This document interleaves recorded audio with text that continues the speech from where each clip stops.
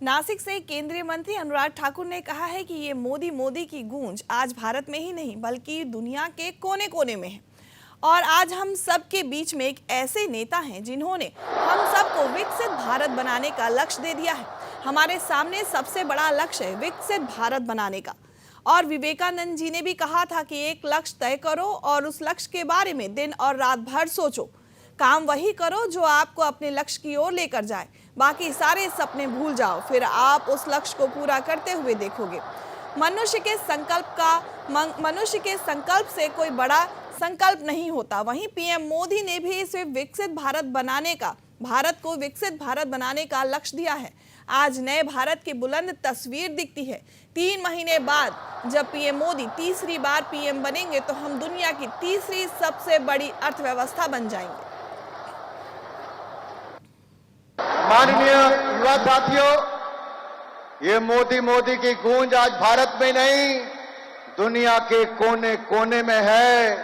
भारत का नाम जिन्होंने ऊंचा किया है, लेकिन आज नासिक इस ऐतिहासिक भूमि पर हम आज क्यों इकट्ठे हैं? आखिरकार नासिक को ही क्यों चुना गया? क्योंकि प्रभु श्री राम की पंचवटी यहां पर है। त्र्यंबकेश्वर ज्योतिर्लिंग यहां पर है।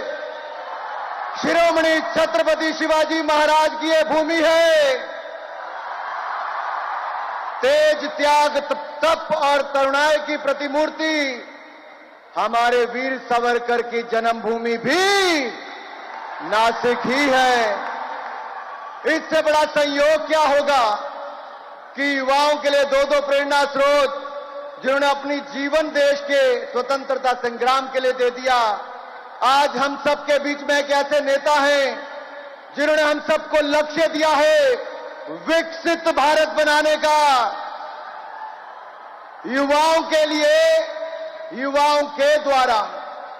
आपको याद होगा माननीय प्रधानमंत्री जी ने लाल किले की प्राचीर से 5 प्रण हम सबको दिए थे।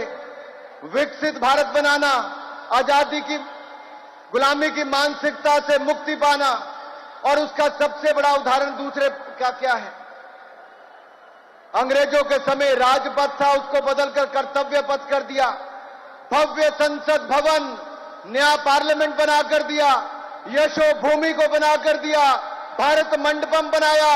जहां किंग जॉर्ज पंचम की मूर्ति थी उसको हटाकर नेताजी सुभाष चंद्र की प्रतिमा को लगाया। सरदार वल्लभ भाई पटेल की सबसे बड़ी प्रतिमा दुनिया की आज सरदार वल्लभ भाई पटेल की है। युवा साथियों, मैं इसलिए बातें कह रहा हूं कि हमारे सामने भी एक बड़ा लक्ष्य है, लक्ष्य विकसित भारत बनाने का। तो स्वामी विवेकानंद जी कहते थे कि एक लक्ष्य तय करो, एक सपना देखो, फिर उस लक्ष्य को अपने शरीर की एक एक नस में ऊपर से नीचे तक भर दो।